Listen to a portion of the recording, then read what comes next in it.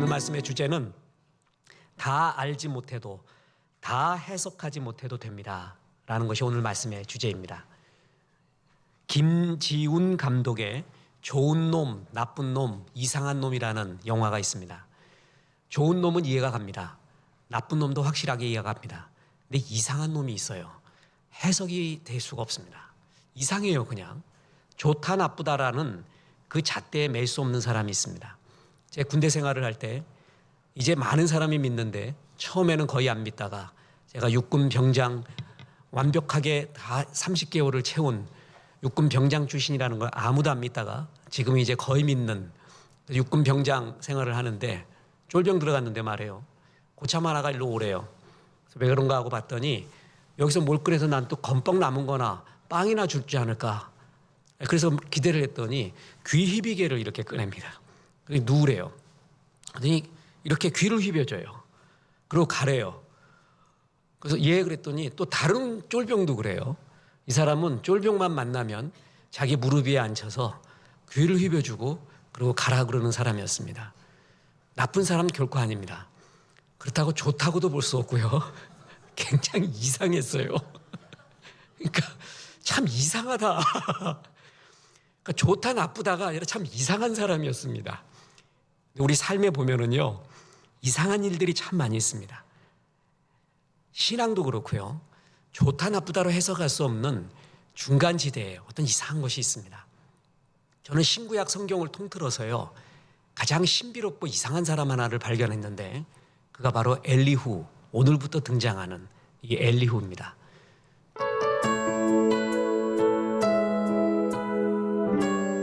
신앙이 이해가 될 수 없다. 그렇지 않습니다.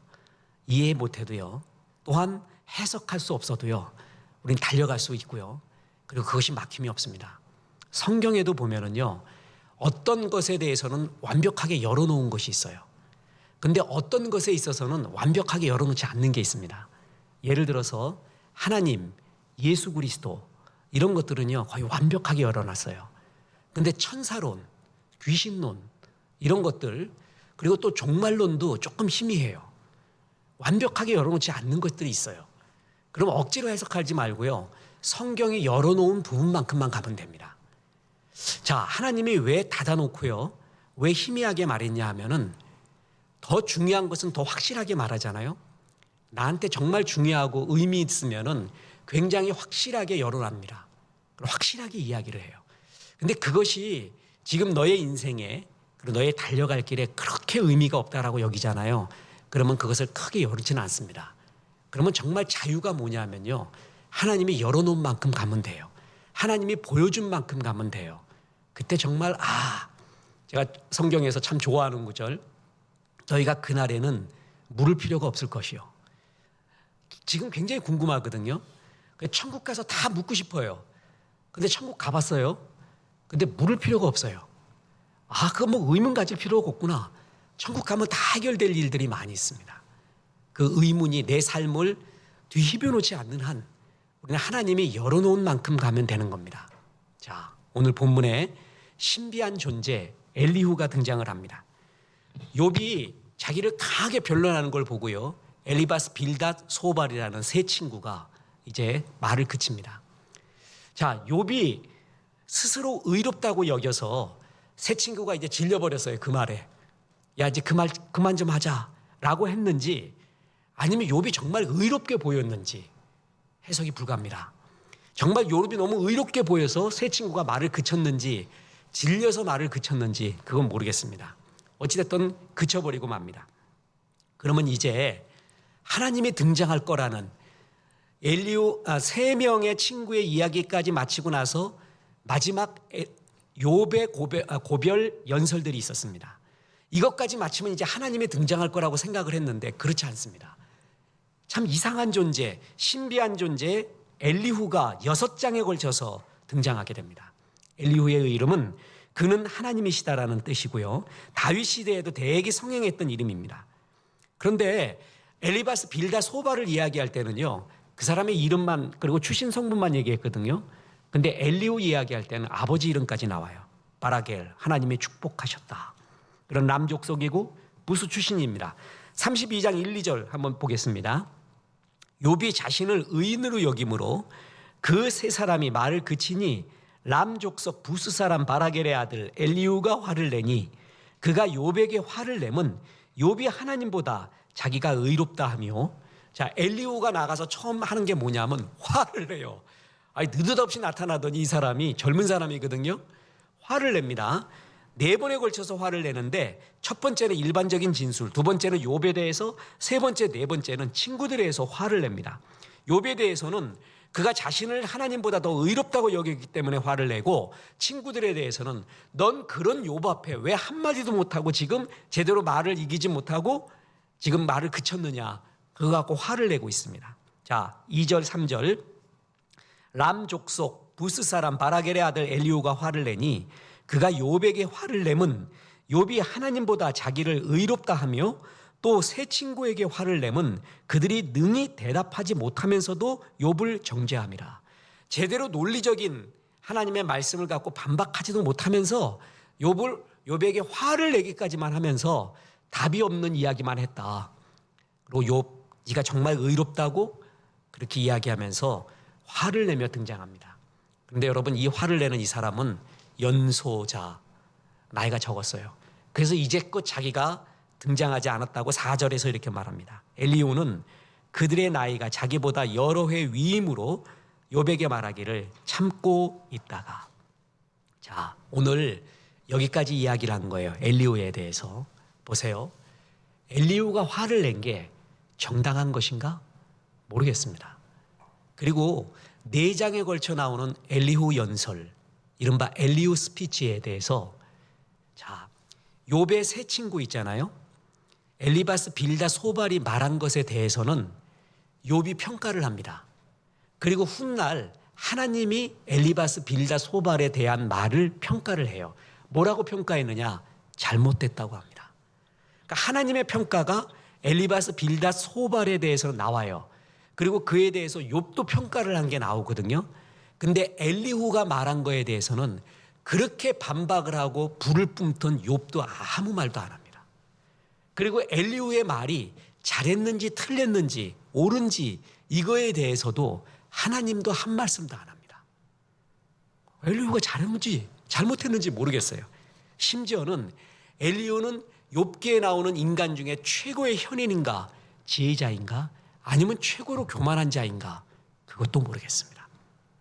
자, 욥에 대해 연구를 했던 주석가들은 욥에 대해서 잘난 체하고 거드름 피우는 사람, 우둔한 사상가이자 매력이 없는 잘난 척하는 자, 독자와 욥 사이의 침입자 같이 부정적인 평가도 하고요. 신비한 존재, 앞선 세 친구와는 차원이 다른 존재, 하나님의 말씀을 예비하는 존재라는 긍정적인 평가도 있습니다. 자, 보세요. 뭔지를 모르겠어요. 그죠? 우리가 신앙생활을 하거나 인생을 살아갈 때도요, 좋고 나쁘고의 뚜렷한 경계가 없는 듯한 참 이상한, 그리고 해석 불가의 상황이 우리 가운데 많이 있습니다. 젊을 때는 말이에요, 어리고 젊을 때는 똑 부러지는 게 좋아요. 근데 나이가 들수록 옳고 그르다 똑 부러지게 말할 수 없는 사실이 많다라는 거를 참 많이 느껴요. 그래서 연장자들이 참 좋은 게 뭐냐면요, 이해를 많이 하세요. 젊은이들은요, 이래야 돼 저래야 돼 오라 그라 막 이러면서 그렇게 분류하기를 좋아해요. 그럼 막 불을 뿜어요. 나이가 들수록 야, 이것도 아닐 수 있고 이것도 아닐 수도 있고 그 말이 맞을 수도 있고 이 사람도 이해하고 저 사람도 이해한다. 참 그런 말들을 자연스럽게 하는 게 삶의 경륜을 먹었을 때 엘리후 같은 상황, 엘리후 같은 해석 불가의 상황들도 참 많이 나온다는 거죠. 자, 그래서 우리는 엘리후를 보면서 큰 덩어리로 느껴야 되는 교훈이 있습니다. 다 알지 못해도, 다 해석하지 못해도 하나님은 여전히 섭리하고 있다는 겁니다.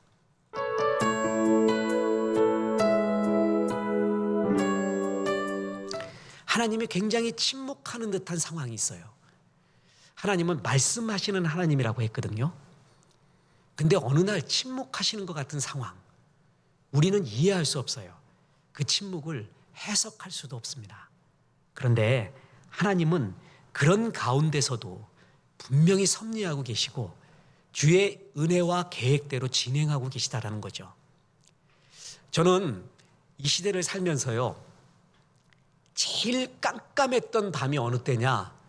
그러면 예수님이 십자가에 돌아가시고 부활하시기 전 그 날이 있잖아요. 그 날이 인류 역사상 제일 숨막히는 날이었다고 생각을 합니다. 여러분, 숨 막힌다는 게 뭔지 아세요? 숨이 막혀버리는. 그날 어떤 일이 일어날는지, 메시아라고 여기던 예수님이 돌아가셨어요. 십자가에서. 부활 안 하셨어요. 이제 인류의 역사는 끝나는 건가? 그 깜깜했던 밤이 있잖아요. 그런데 그 날은 하루 이틀이에요. 400년이 그런 날이 있었어요. 400년. 그게 뭐냐면 구약의 마지막이 말라기예요. 그리고 신약의 처음이 마태복음이잖아요. 그럼 우리는 1초도 안 돼서 건너가. 말라기에서 마태복음 싹 건너가잖아요. 그죠? 핸드폰은 1초가 뭐야? 0.5초도 안 걸려. 그냥 바로 건너가잖아요. 그런데 그 기간이 400년이었습니다. 여러분 아세요? 말라기가 기록되고요, 마태복음이 세례 요한, 침례 요한이 나오기 전까지가 400년 걸렸어요.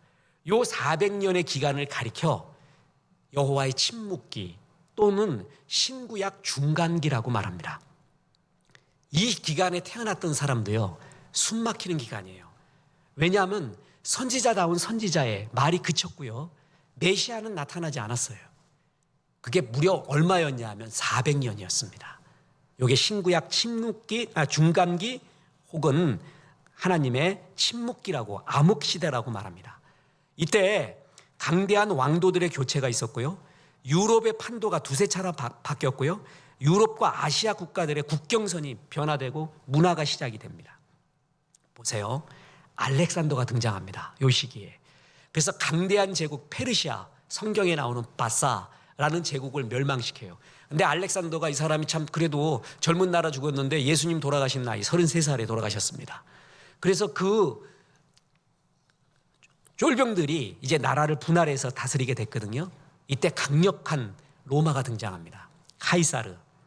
이 카이사르가 등장했지만 그 유명한 블루터스에 의해서 암살당합니다. 자, 여러분, 카이사르가 죽을 때 블루터스 앞에서 뭐라고 얘기했어요? 그 유명한 말, 블루터스 너마저도. 그 말하고 죽은 거야.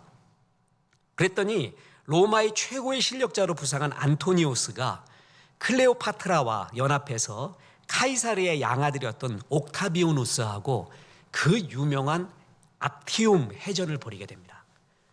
그래서 거기서 클레오파트라와 안토니우스의 연합군이 박살이 납니다. 그래서 왕권을 잡은 것이 옥타비우누스가 로마의 대권을 차지하고 그야말로 팍스 로마나, 팍스 로마라는 뜻이 뭐죠? 로마의 힘, 로마의 문화에 의해서 세계가 지배되는 현상. 그 팍스라는 말을 붙여요. 그럼 여러분 묻습니다. 요즘 시대는 팍스 뭐라고 붙여요? 그냥 의견이 다 다르겠죠. 요즘 뭐예요? 팍스, 아메리카나. 미국의 힘의 세력, 미국의 문화의 세력으로 세계가 이렇게 움직이는. 그 전에는 팍스 로마나였어요. 그 팍스 로마나 시대를 연 게 옥타비우누스 황제, 이 사람이 시작이었거든요. 이게 성경에 나와요. 그가 가이사 아우구스토예요. 그래서 누가복음 2장 1절에 보면 그때 가이사 아우구스토가 영을 내려 천하로 다 호족하라 하였으니, 이 말이 이때 나오는 거예요. 그러니까 역사적 사실이라는 거죠. 자, 들어보세요. 400년의 침묵 기간 동안에 알렉산더가 등장합니다. 카이사르가 등장하죠.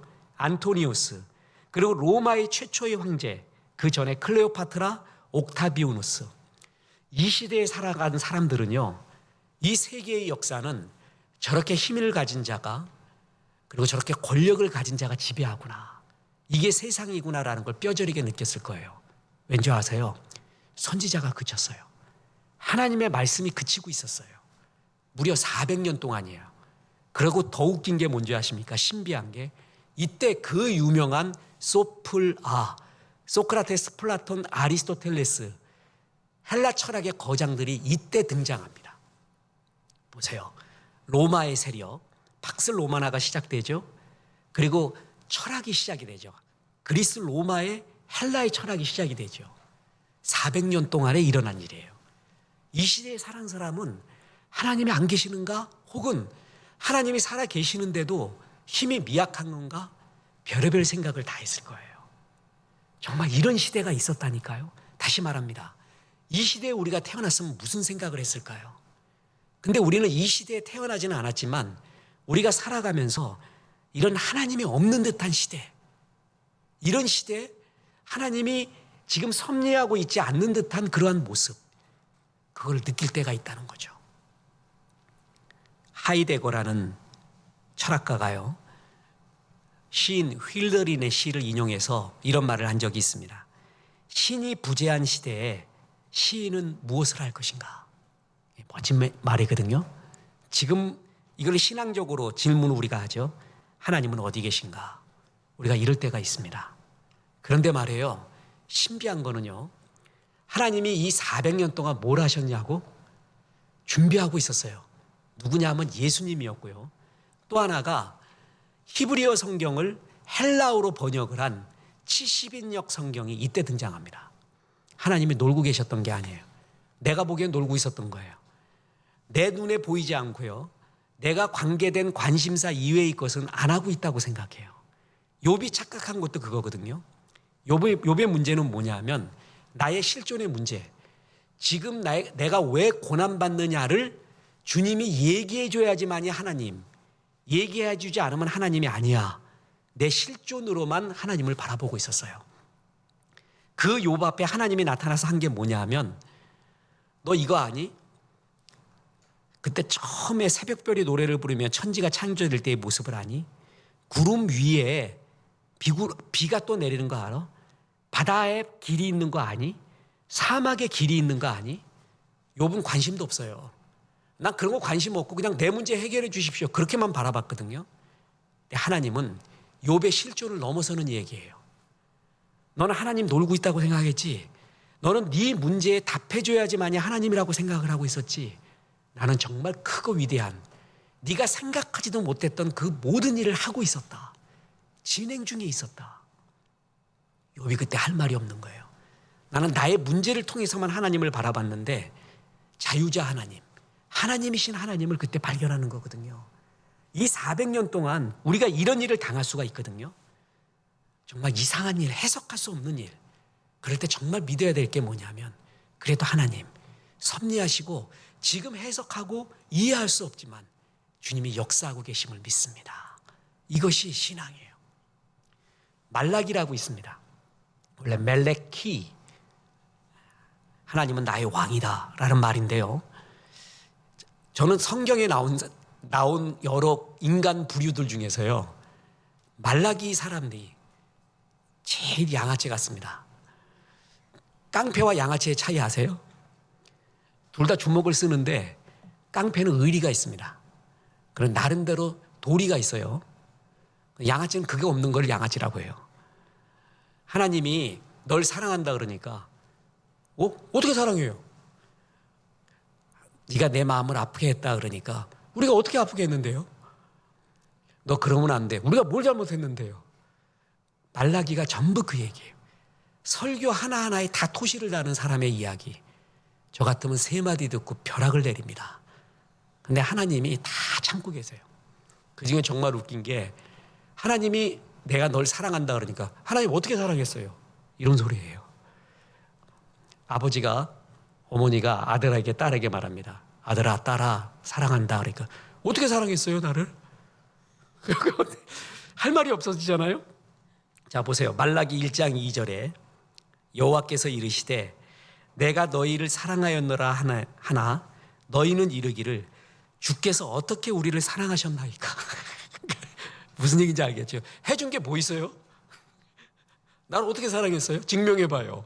이런 소리 하고 있어요. 말라기 강의하잖아요. 웃겨 죽습니다. 그리고 속에 부글부글해요. 내가 하나님이 아닌데도 부글부글합니다. 이런 인간을 참고 있었는가. 근데 나중에 보면은 그 말라기가 우리예요. 그렇게 대항했던 게 우리거든요. 창피해서 못 봐요. 하나님이 어떻게 사랑했냐고? 우리를 어떻게 사랑했냐고요? 기다리시면서, 자, 요한복음 3장 16절에 하나님이 세상을 이처럼 사랑하사 독생자를 주셨으니 이는 그를 믿는 자마다 멸망치 않고 영생을 얻게 하려 하심이라. 너를 위해서, 가치 없는 너를 위해서 내 아들 예수 그리스도까지 보내줬다. 이게 사랑이다 라고 말합니다. 예수님은, 하나님은 신구약 중간기에 쉬고 계시고 이상한 채로 내버려둔 게 아닙니다. 우리는 이해할 수 없었지만 하나님은 하나님의 계획표대로 차근차근 진행하고 있었습니다. 예수님을 준비하고 있었습니다. 그리고 헬라어 성경을 번역을 해서 70인역을 준비해 놨습니다. 우리가 이해할 수 없고 눈에 잡히지 않는다고 해서 주님이 역사하지 않은 것이 아닙니다. 지금 하나님의 공백기 같은 것을 느낄 수 있을지 몰라도 그때도 주님은 준비하고 있습니다. 나를 위한, 이 세계를 위한. 그래서 하나님이 열어놓지 않았다. 그럼 하나님이 안 계시다. 하나님 문제가 있다. 능력이 없다. 사랑하지 않는다. 이런 소리 하면 안 됩니다. 하나님이 열어놓지 않은 데는 이유가 있겠구나. 그래서 우리는 하나님이 열어놓은 것 그만큼만 가자. 위경이라는 것이, 성경을 예를 들어 보겠습니다. 위경이라는 게 있거든요. 우리가 이걸 보는 것을 성경이라고 하고요. 성경에 들지 못한 걸 위경, 외경이라는 게 있습니다. 영지주의 문서가 있고요.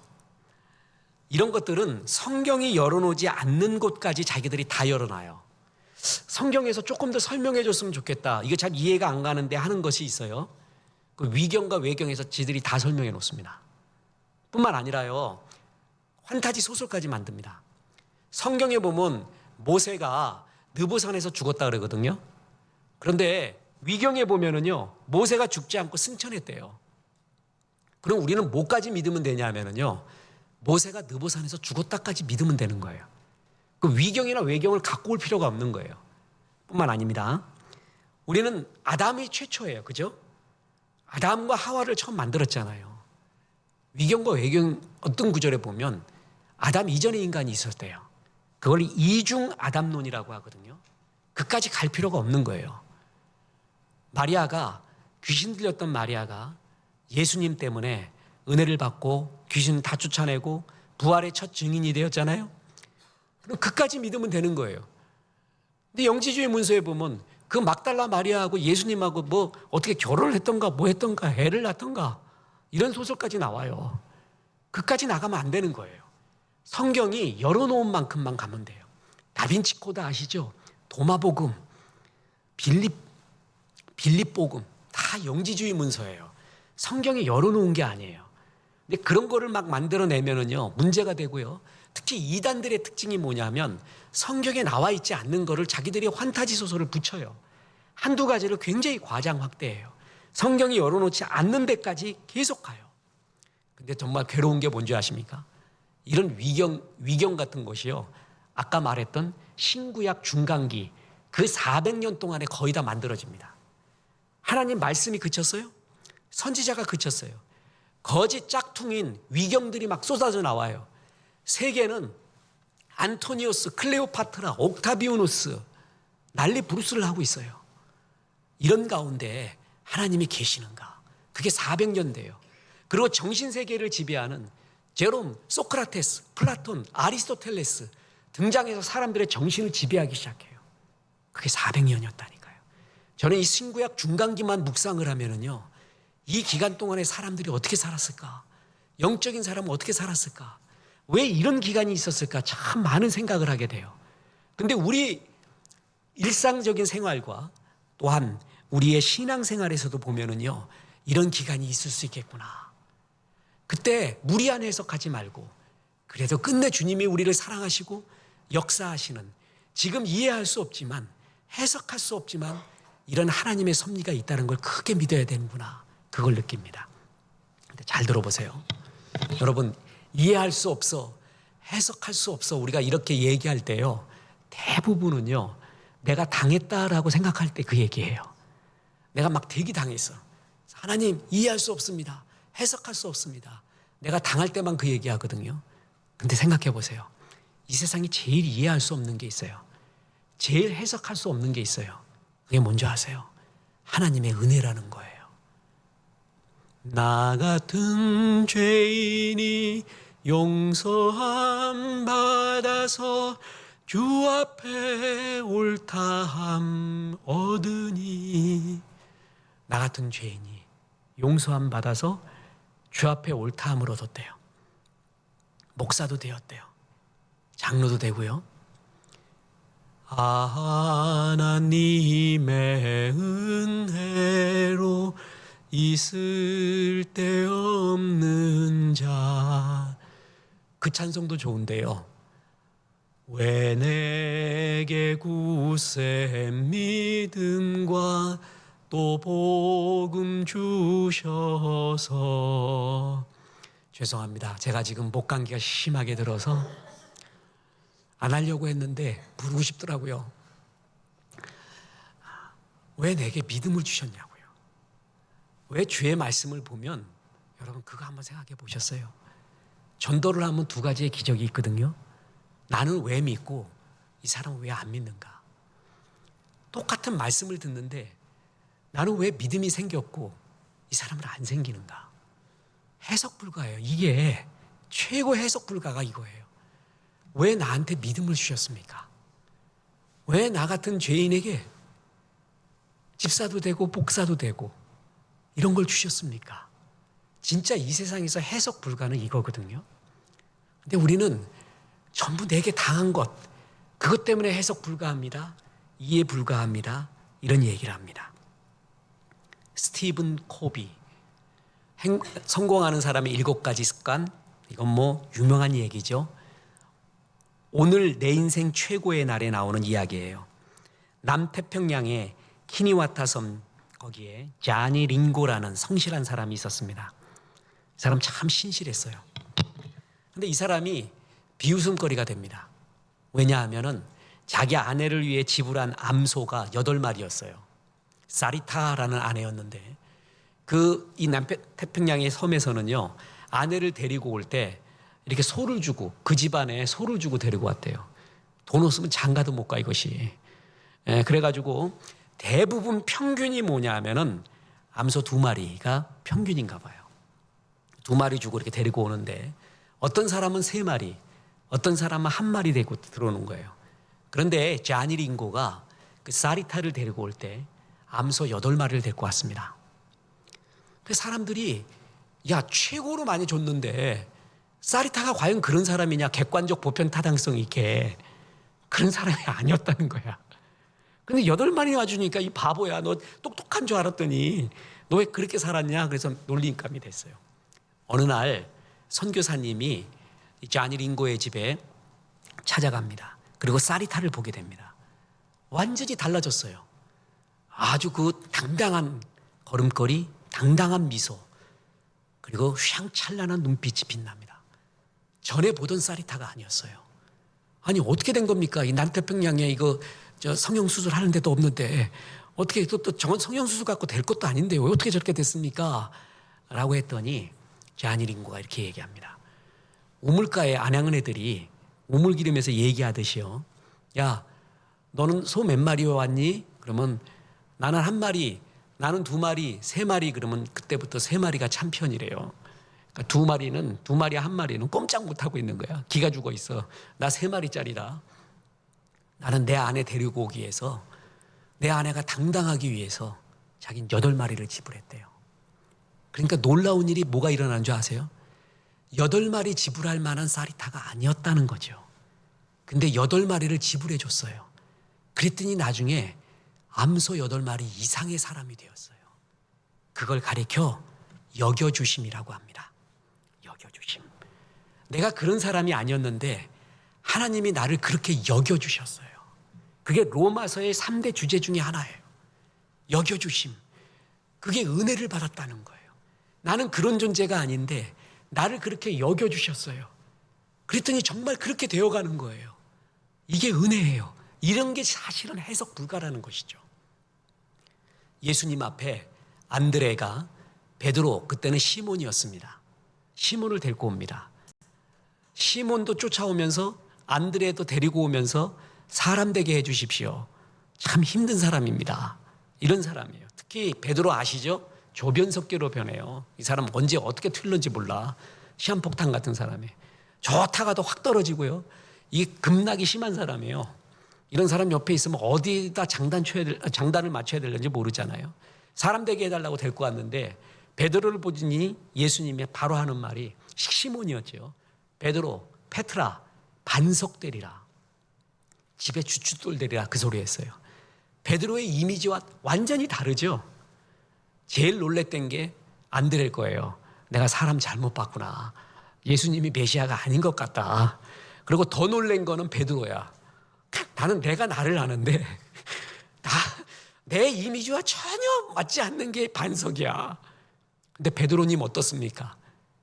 초대교회의 반석이 됐어요. 난 그런 존재가 아니거든요. 예수님이 그렇게 여겨주셨어요. 나는 암소 한 마리도 안 될 줄 몰라요. 염소쯤 될 줄 몰라, 염소. 근데 암소 8마리를 준 거예요. 그게 여겨주심이고 이해가 안 되는 은혜를 주신 거예요. 그 은혜를 받았더니 진짜 사람이 변하는 거예요. 그렇게 당당한 사람이 되어가는 거예요. 여러분, 진짜 이해할 수 없고 해석이 안 되는 거는 바로 이겁니다. 나는 어느 목사님이요, 머리 굴려갖고 돈 받아낸 거 어렸을 때 그거 보고 이 목사님 정말 재밌고 유쾌하구나, 목회 잘하실 것 같다 싶었습니다. 아마 중학교 1학년 때였던 것 같다. 어느 날 어머니를 멋지게 속였다. 용돈이 필요해서 영어 사전을 산다고 돈을 받았다. 그 다음 날에는 딕셔너리 산다고 돈을 받았다. 또 다음 날에는 콘사이즈 산다고 돈을 받았다. 책 한 권 사면서 3번씩이나 어머니의 주머니를 긁어냈다. 그래도 어머니는 멋지게 속아주셨다. 어머니 안에 사랑이 있고 은혜가 있기 때문이다. 아무튼 사전 하나 사면서 콘사이즈, 딕셔너리, 나는 독일어까지 넣을 것 같아. 독일어도 있어요 이래가면서.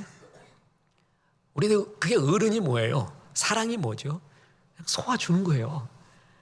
그 은혜를 받았기 때문에 기댈 수 있는 거예요. 우리 어머니 아버지한테. 그렇지 않습니까? 이해할 수 없는 주의 사랑. 저는 제일 웃겼던 게 경북대 총장을 지냈던 박찬석 총장님이 있습니다. 찢어지게 가난하게 살았던 사람이에요. 경남 삼천에 살았는데 가정 형편도 안 좋고 머리도 안 되는 아들을 대구로 유학 보낸다고 아버지가 그래서 대구 중학교를 다니게 했습니다. 집이 찢어지게 가난했어요. 아버지는 처가살이 하고 있어서 거의 그냥 힘들게 살았어요. 그 결과 대구 중학교로 유학을 갔는데 1학년 여름방학 때 성적표를 받았습니다. 68명 중에 68등이에요. 정확하게 68분의 68. 이거를 들고 갈 수가 없어, 도저히. 그래가지고 그때는, 요즘은 전자로 돼 있고요, 다 보고가 옵니다. 아시죠? 보고. 그런데 그때는 종이로 돼 있었어요. 잉크로 돼 있었거든요. 그래서 68명은 놔두고 68분의 68을 고치기 시작을 합니다. 어떻게 고칠까 하다가 이것이 간때기가 부었지. 68분의 1로 한 거야. 1등. 아버지한테 갖다 준 거예요. 고쳐가지고. 아버지 어머니는 보통 학교도 다니지 않았습니다. 그때 아주 어려운 시대 때 초등학교도 못 나오신 거예요. 그래서 능히 속일 수 있으라 싶어서 보내줬더니 아니나 다를까 속습니다. 그래갖고 잔치를 벌이기 시작합니다. 그래갖고 우리 찬서이가 1등 했네. 그래갖고 동네 사람 친지 다 모아요. 그 집에 유일하게 남아있던 게 돼지 한 마리입니다. 그걸 잡아버립니다, 아버지가. 그랬더니 일이 커진 걸 알고 이 찬석이가 죽어버리려고 가갖고, 이거 진짜 감당이 안 된다, 죽어버리자. 그래갖고 몇 강릉 강물에 가갖고 코를 찌르 박았더니 춥고 힘들고 너무 힘들어요. 그래서 할 수 없다, 그냥 오서 돼지고기 먹자. 다 벌써 잡았어. 돼지 한 마리 희생양이 돼버렸어요. 죽지도 못하고. 그리고 시간이 지났습니다. 17년이 지났습니다. 그리고 이 박찬석 이분은 대학 교수가 되었습니다. 그래서 그 아들이 민우예요. 민우 데리고 중학교에 입학했을 때, 그리고 그 총장님이 45살 됐을 때 이제 부모님께 사과하려고 이제 고백을 하려고 아버지 그때 사실은 그 얘기하려고 갔어요. 그래서 아버지한테 찾아가서 얘기합니다. 어머니, 저 중학교 1학년 때 1등 한 거요. 그랬더니 그만하려고 했더니 아버지가 담배를 피우고 계시더니 그만해라. 알고 있었다. 민우가 듣는다. 그러고 있었던 거예요. 아버지 알고 있었던 거예요. 근데 알고 그냥 돼지를 잡아버린 거예요. 여러분, 이게 사랑이고 은혜예요. 우리가 우리의 가치로 평가를 받는다면 우리는 가치가 없는 사람들이죠. 그게 정말 느껴질 때가 있어요. 그게 은혜예요, 은혜. 난 정말 가치가 없는 사람이었다. 그런데 아버지가 날 위해 돼지 한 마리 잡아버렸어. 그때 뭐냐면 재산 목록 1호였다니까. 근데 하나님은 돼지 잡은 게 아니라요, 가치 없는 나에게 독생자 아들 예수님을 보내왔어요. 지난번 얘기했죠. 나는 오늘도 막 되게 봤어. 우리 강남구 삼성동은요, 개판입니다. 뭐가 개판이냐면 개를 너무 사랑해요. 그래갖고 나 오늘 참편 봤어요. 나 이때까지 그 구마에 그 유모차에 개 3마리 끓은 건 봤어요. 나 6마리 처음 봤어요. 오늘 6마리. 6마리가 다 달라. 색깔도 다르고 얼굴도 달라, 이것들이. 그래가는데 그 힘 약한 아줌마가 그걸 끌고 가는 거예요. 그렇게 이쁘대요. 아무튼 벤지 문 열면은요, 개 나오는 거는 그 기본이야, 우리는. 그렇잖아요? 개판이에요. 제일 이해할 수 없었던 게 있다 그랬죠. 전봇대에 개 600마리 적어놓은 거. 600만 원. 나간 개 찾는다고 600만 원 나갔대요. 나를 자전거 타고 되게 돌아다녔어요. 이거 잡아보려고 한번. 내가 개야 어딨냐. 개야 내 눈에 한 번만 보여봐라. 그거 얼굴 얼마나 내가 확인하고 갔는지 내가 나한테만 잡혀봐라. 내 600만 원이다. 옛날 우리의 개 개념은 좀 달랐었어요. 우리 자랐을 때. 개조심 알아요? 개조심. 그리고 꼭 그 대문에 보면요, 요만큼 뚫려 있어요. 그 개구멍이에요, 그게. 개가 등치 커도요, 골로 다 치며 다녀요, 이것이. 그 개조심 이렇게 있고요. 뭐 어떨 때 막 복날이 없어지기도 하고 막 그래요. 동네 아저씨들은 좋아하고 꼭 쥐약 먹고 죽었대. 우리 집도 개 많았는데 꼭 여름에 쥐약 먹고 죽어요, 이것이. 그 쥐약이 너무 싫었어요, 나는. 내가 나이 들고 알았지, 그게 쥐약이 아니라는 거. 근데 개를 너무 사랑해요. 정말 그거 보고 느낀 게 있었다 그랬잖아요. 600만 원. 이 개를 갖다가 새로 사면 100만 원이면 좋은 거 산대요. 100만 원이면. 근데 늙은 개예요. 별 필요도 없어요. 병이 났을 수도 있어요. 근데 기어코 이 개를 다시 찾으려고 하잖아요. 딱 한 가지밖에 설명이 안 돼요. 사랑이에요, 사랑. 이 개가 예를 들어서 여러분, 개의 특징이 뭐죠? 좋아하는 거에 발랄한 거. 아무도 나를 반겨주지 않지만 개는 반겨주잖아요. 내가 나쁜 짓 하고 와도 개는 반겨줘. 응? 술 먹고 와도 반겨주고요. 누구 뚫겨 패고 와도 반겨주고요. 걔는 정말 개념 없이 반겨주잖아요. 나는 청소년들이 PC게임 하면서 그거 좀 하지 말고 공부해라. 그 어머니 아버지 그거 말 안 할 사람 누가 있습니까? 애들이 할 만 중에 우리 교회 다니는 애 중에 잊혀지지 않는 게 있어요. 게임할 때만이 나를 유일하게 인간으로 대해준대, 컴퓨터가. 나 그 말 듣고 이것들 정말 머리 좋구나. 그 머리로 공부하면 또 그 생각이 나는 거예요. 유일하게 나를 성적으로도 안 대해주고 뭐로도 안 대해주고 나 왔냐고 객관적으로 나를 인간으로 대해주더래. 개의 특징이 나를 받아주는 거예요. 그죠? 그런데 어느 날 걔가 감동을 잃었어. 주인이 왔는데도 꼬리도 안 흔들고 저 구석에 있어요. 그리고 눈이 와요. 그러면 눈 오면 개는요, 환장해야 돼요. 엄마 오나 보다.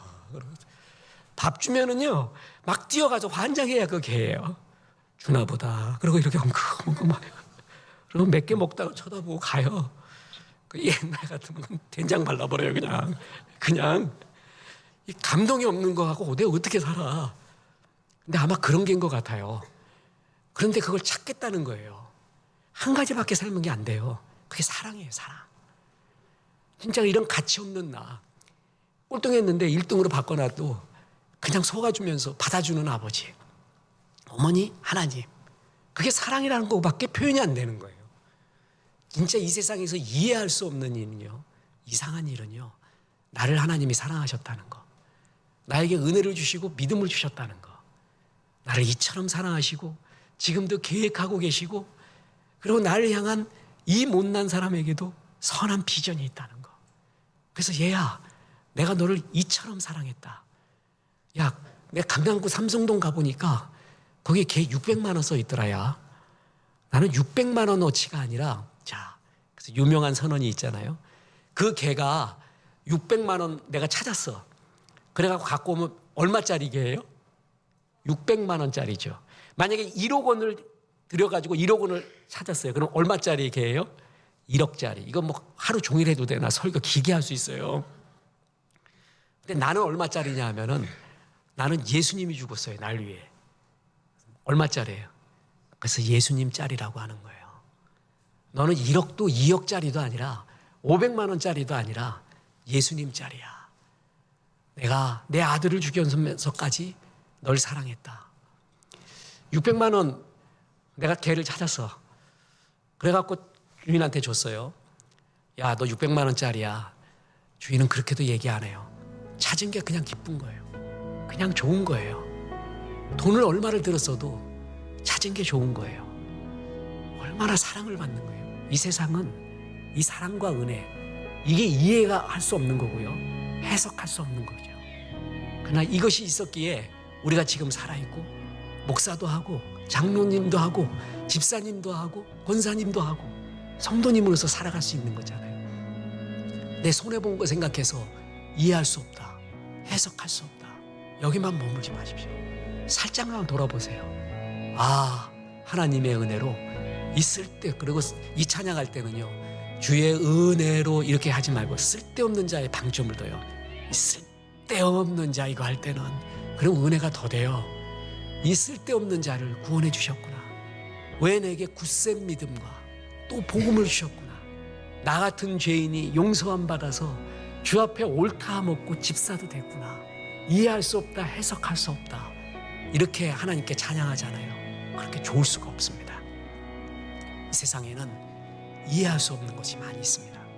해석할 수 없는 것도 나이가 들수록 많이 차갑니다. 그래도 하나님은 섭리하고 계시고 역사하고 계시고